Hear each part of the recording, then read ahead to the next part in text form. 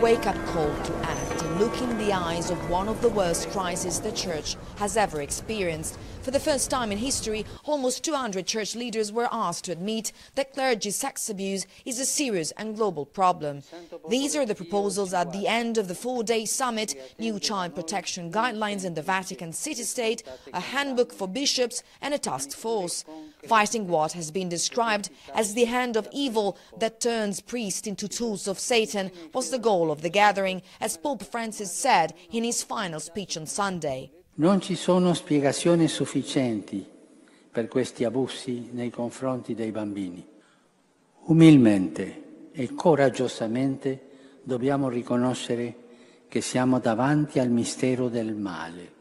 When delivering his Angelus before the crowd, Pope Francis referred to the culture of covering up as a damaging force. Faced with the pain and suffering experienced by the victims, the bishops watched and listened to the harrowing video testimonies. That was very helpful.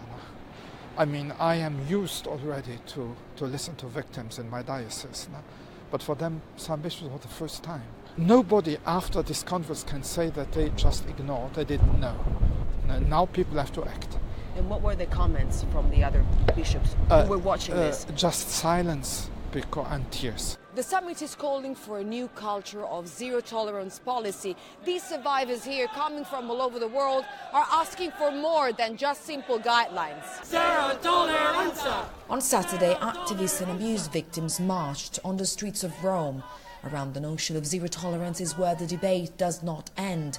Peter Saunders is now a founding member of ICA Global, an organization that represents abuse victims. 2 years ago, he resigned from Pope Francis' Child Protection Commission.